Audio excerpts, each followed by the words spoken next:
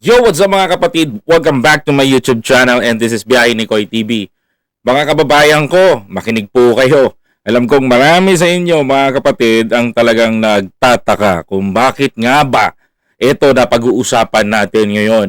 At sa vlog kong ito, nais kong himayin yung mga storya na kung saan mga kababayan ko itila ba nagiging makabuluhan at makatotohanan ang lahat mga kababayan. Ito na mga kababayan ko, nakialam na nga ang National Bureau of Investigation o NBI mga kababayan ko sa usapin ng 18 Marites. Ay naku po mga kababayan ko, malupit to. Pero bago ang lahat mga kababayan ko, please don't forget to follow, like, comment, share, and subscribe to my YouTube channel. Na-miss nyo ba ako? Na-miss ko rin po kayo mga kababayan ko. So tara, pag-usapan natin to. Mga kababayan, ito po yung balita mula po sa bilyonaryo. Mga kapatid, tama ho kayo nang narinig. Sa bilyonaryo. Sa kanilang balita ay tila ho ba ay may malalaman at malalaman ang mamamayang Pilipino. Ano nga ba yung pinakamahalagang gagampanan ng NBI? Ito yung pinaka prestigious para sa akin bilang isang vlogger, isang political blogger. Mga kababayan ko, karapatan natin na himayin ang bawat sentence o bawat sustansya nitong video na to sapagkat malalaman na natin mga kababayan ko itong bang mga 18 itong 18 Marines o ST-18 Marites o Marites nga lang ba talaga? Ay nako, pag hindi kayo tumutok mga kababayan ko, mahuhuli kayo sa usapan. Please don't forget to follow, like, comment, share, and subscribe. Panoorin natin to.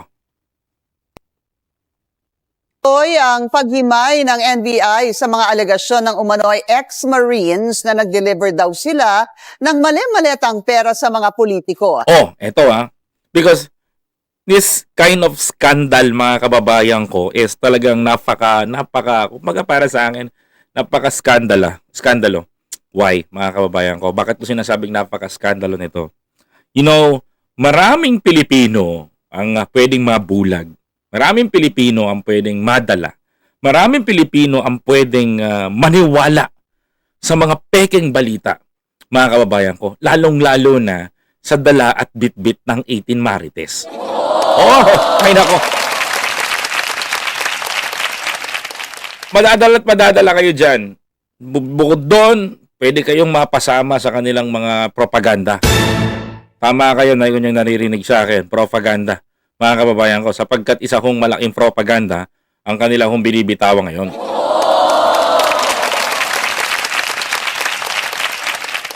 Bukod doon, mga kababayan ko, bukod sa kanilang propaganda, tila ho ba, nagiging malaking iskandalo ho ito. Sapagkat mga kababayan, kung mapapansin ho ninyo, mga kapatid, kilakaladkad ho yung mga pangalan ng mga politiko na hindi naman ho involved sa mga kung ano-anong issue. Alam mo, mahirap kasi, alam mo, yung katas defensor, di ba? Alam niyo yun? Mahirap kasi mga kabayan ko, pag katas defensor yan eh. Pag alam niyo naman, pag katas defensor, marupok. Di ba? Ayoko na nga. Tuloy natin to. Sige, tuloy. Ilang punto ang kinwestiyon ng ahensya na laman ng kanilang sinumpaang salaysay. Paliwas sa kanilang pahayag, hindi lahat ng 18 nagpakilalang bagmen ni Zaldico ay tauhan ng dating kongresista. Ano yan? Nako! Alam mo, ito inaantay ko maliwanagan ng Pilipino eh. No? Yung imbestigahan ito ng pinagkakatiwalaan ng mamamayang Pilipino pagdating sa pag-iimbestiga, which is the National Bureau of Investigation. Wala ka talagang kawala dyan, to be honest. Even if you are content creator, wala ka talagang kawala sa National Bureau of Investigation. Pero right now, mga kababayan ko, nililinaw po, mga kababayan, ng National Bureau of Investigation na hindi ho lahat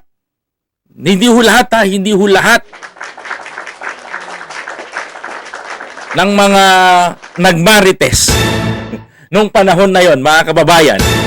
Hindi ho lahat ng mga kasama dun sa mga nagmarites kasapakat ho nito ni Saldico. Sa makatuwid, empleyado, bodyguard, mga kababayan, di ba? At least malalaman na mga kababayan ko na hindi ito hindi pala lahat mga kababayan ko. Ano? Ayan ang tanong. O sige tuloy. Sa 18 yan, yung 8, hindi naman naka-assign kay Saldico. O kita mo!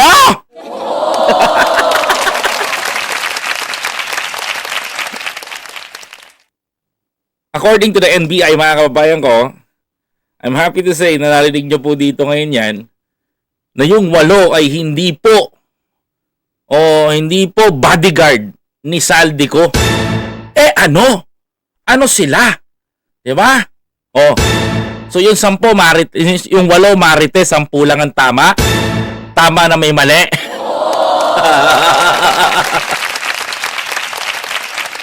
Damn, panoorin natin. Naka-assign sa kanya. Sino po si kanya? Ay, hindi ko lang po pwede pang i-review Okay, yung ulit, personality. Sa On Point ng Bilyonaryo News Channel, ibinunyag din ni NBI Director Attorney Melvin Matibag Si Mr. Matibag pala to. na never nagkasama si Nako at ang isa sa mga umano'y ex-marine na si Belnard Tube. Ano to? Alam nyo mga kababayan ko, unti-unti na hong nagkakaroon ng liwanag o kulay, nagkakaroon ng linaw, yung mga sinasabi ho ng 18 Marites. Alam nyo ho, mga kababayan ko, I have done my own analysis dito sa mga to. Alam nyo, ang hilig kasi ng kampo ng mga Duterte, to be honest, ang hilig ng mga kampo ng mga Duterte na maglabas ng issue na taon na gagamitin din ni Kapman itong istorya nito upang maipambala doon sa mga ICC prosecutors. Yes. Tiniming nila. At ang creator, mga kababayan ko, ng storyang ito, ng narrative na to, walang iba kundi yung abogadong Marites na si Baliko, mga kababayan. Imaginein mo, hindi naman pala bodyguard ni Saldico to, umiepal dun. Di ba? So maliwanag sa taong bayan na this is a propaganda. Yeah, maliwanag na. Maliwanag na sa sikat ng araw ngayon, mga kababayan ko, that this kind of press conference together with Attorney Levy Baligod is a Marites press conference.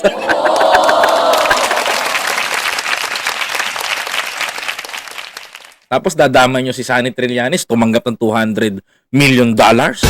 Lupit po, milyonaryo na pala yung tropa ko, di nyo ko alam. Buti kayo, alam nyo, ako hindi ko nga alam eh.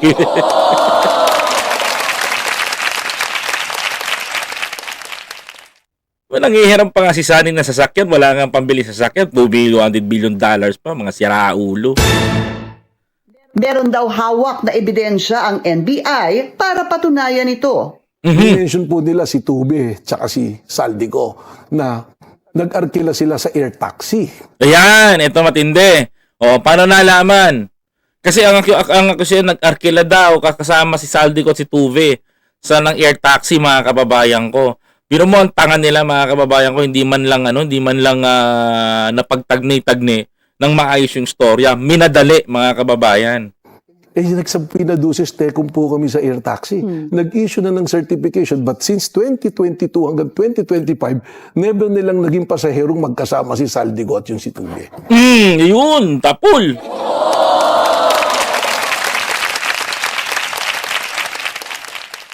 Sa pool. Alam niyo po yung air taxi, for example, helicopter. Ta-transfer ka sa ibang city. That is an air taxi kung tawagin. The allegation of Tube, itong isama sa 18 Marites, is nagkasama sila ni Saldico. Kung totoo man ang sinasabi nito ng 18 Marites, na isa sa 18 Marites sa si Tube, na nakasama na si Saldico according to his statement, mga kababayan, bakit? Isa sa example, hindi mo pwedeng baguhin yung history o logbook ng air taxi. Bakit po? Napakahalaga po niyan. Ano ho ang pinakahalaga nito? Yun ho, parang pasaporte mo yan. Yun yung pangalan mo sa manifesto. Pag sasakay ka, parang ticket mo yun. Nakalagbook ka, naka-record ka. Pag sumakay ka ng eroplano, di ba mga kababayan ko, meron record. May pangalan ka. Anong number seats mo. Sa helicopter, kahit air taxi pa yan, mga kababayan ko. Ganon din ho yan. Ilang kayong sasakay sa chopper. Kailangan nakalagho yan, mga kababayan ko. Which is the company is air taxi. Tapos, di ba? So yung po document yun. That is a notarized document issued by air taxi. Correct. Ako po yung nagtrabaho, Ma'am Pinky, sa airport as general manager. Lahat po ng sumasakay at tumitake off, umaalis po sa airport po, may record po lahat na pangalan yan. Correct. Yan yun. Di ba? Palakpakan natin.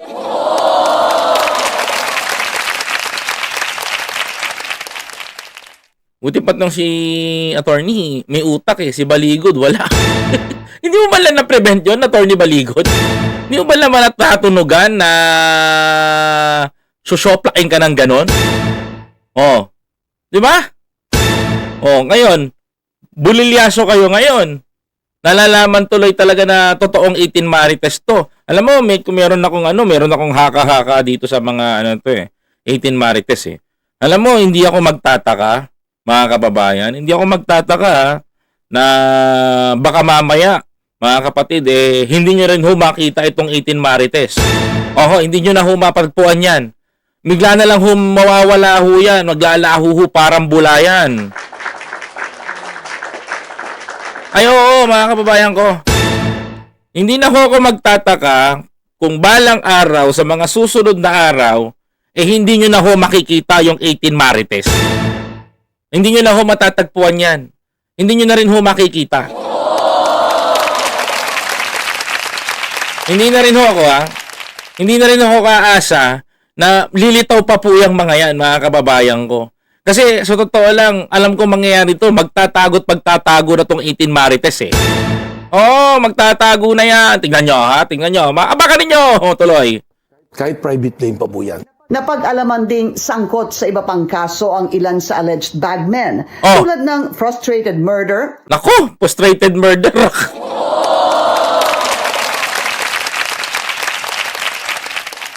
How can we trust the criminal person kung titistigo sila? Violence against women at Napananakit pa ng kababaihan, estafa. Stapa pa. Naku, mga baon sa utang.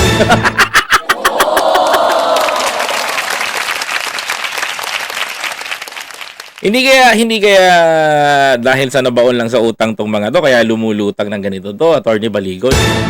Baka naman nabaon lang sa utang kaya nagkanda gipit-gipit tila ba parang baon sa utang itong tropa ninyo.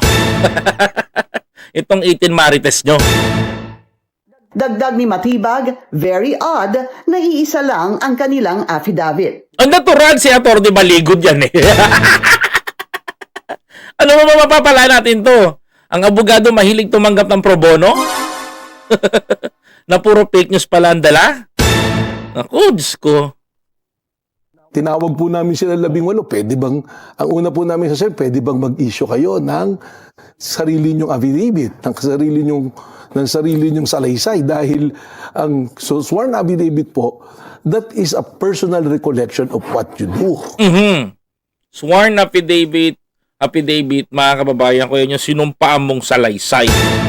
Alam mo, yung sworn affidavit o sworn statement, yan yung nagpakulong at nagpatibay sa mga aligasyon o akusasyon kay dating Pangulong Duterte.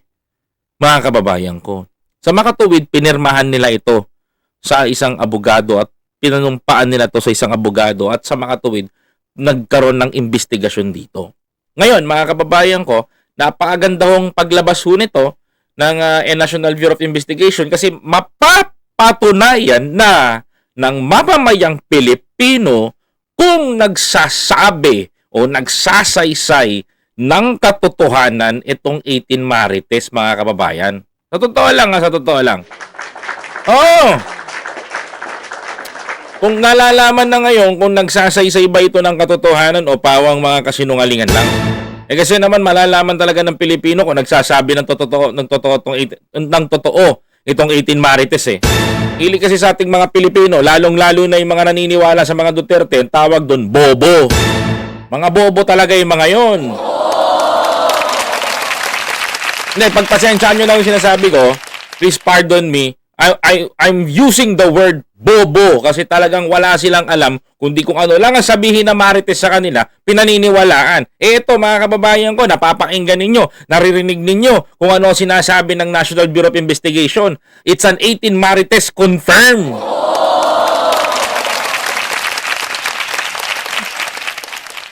Marites na nga lang, pinaniwalaan mo pa. Parang kapitbahay mo lang yan. May sinabi lang na naipag may jowa itong si Salena ganito. At magjowa si Junior at Buboy. Pinaniwalaan mo na mga kababayan ko kasi kahit di mo nakita. O, parang ganun lang din to mga kababayan ko sa makatuwid. Chismis mga kapatid. Di ba? Ayaw nyo pang maniwala eh. Yung participation mo. So very unusual po na 18 na sasabihin mo, ganito yung kwento ko. Hindi naman Pare-pares kayo ng narrative, di ba? kayo araw-araw sigurong kasama kung totoo may nangyari yan. Correct. Hindi rin ligtas sa batikos ang kanilang O dapat kinukulong yan. Dapat kinukulong na to mga kababayan ko eh. Totoo lang eh. Kung papansinin ninyo, nanggugulo lang to, hindi nakakatulong sa bayan to eh. Di ba? abogado na si Attorney Levito Baligod. Kasama siya sa mga perjury complaint na inihain ng ilang opisyal na idinawit sa issue. Tama yan, pailan nyo ng kaso yung mga yan. Meron po kaming mga abogadong tinatawag na Code of Professional Responsibility and Accountability, CPRA. Hindi po dapat kami magkukonsinte kung isang maling gawain. Correct. Dapat nga, dinidisbar na yan si Atty. Baligod eh. Kasi tingnan nyo mga kababayan ko, this is a public scandal mga kababayan. No? Pampublikong skandalo na ho itong ginagawa nito, namamahiya ho ng tao. Dapat ito tinatanggalan nyo ng pagkaabogado, hindi ho nyo dapat tanggalan ng lisensya katulad ni Atty. Larry Gadon. Diyos ko. We will not tolerate na may magsusumiti po ng maling paratang o maling ebidensya sa isang tao. Ayon din daw mismo kay Baligod, 103 na individual ang kinausap nito para lumantad pero 38 lang ang pumayag. Ha? 38?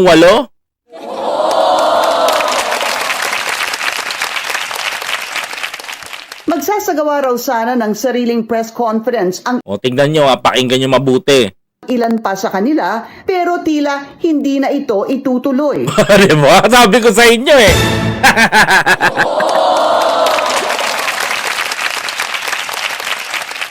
Sabi ko sa inyo mga kababayan eh. Hindi na ako magtataka, nagtatago na itong mga to eh. Hindi na magpapa-press conference yan. Alangan niyo daw. Ang kay kwento nyo, delikado na buhay namin. O, sino nagpalit ang mundo nyo? Walang gustong tsumugi sa inyo. Piling nyo lang yun. Para kayo nung unang lumantad na Marine. Diba?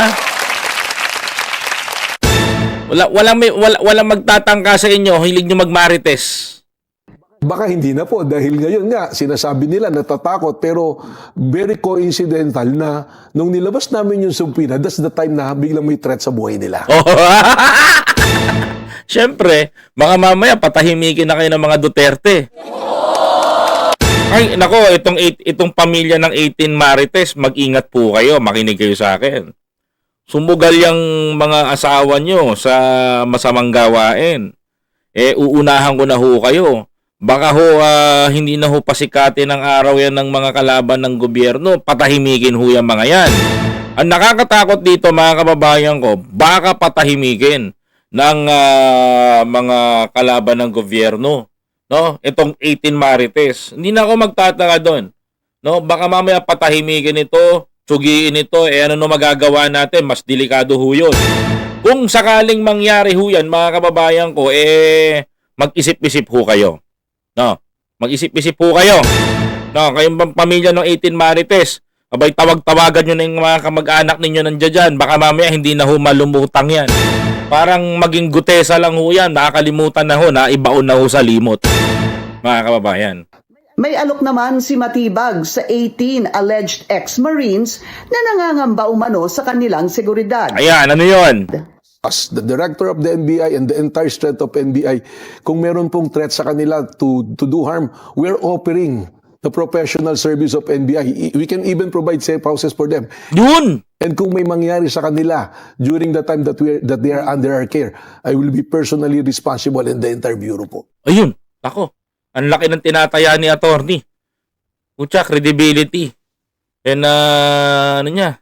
So ngayon, mga kababayan ko, kung may threat sa buhay ng 18 Marites na to, ang NBI po ay willing tumulong to protect. Paprotektahan kayo. No? Sa mga pamilya nyo, kumbinsihin nyo na yung mga asawa nyo hanggat maaga. Baka mamaya, hindi nyo na makita yung mga yan. Oo! Hindi, baka hindi na nila makita at maabutan yung mga yan kasi pwedeng patahimikin yan ng mga tao na nasa likod nila na lumantad sila.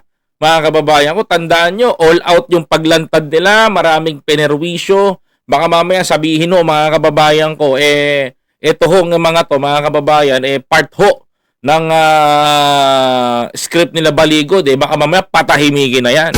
Yun na lang ho ang masasabi ko ngayon. Sa lahat po ng mga manonood natin, at least naalaman nyo ho ngayon, napakinggan nyo ho ngayon, na marami hong butas sa ifinail. So, sa pinalalabas nitong mga kampo ni Baligod, nitong 18 Marites. At least maalalaman ng taong bayan. Di ba? Oh. Sa Huwebes, ang deadline Di ba, mga kababayan ko?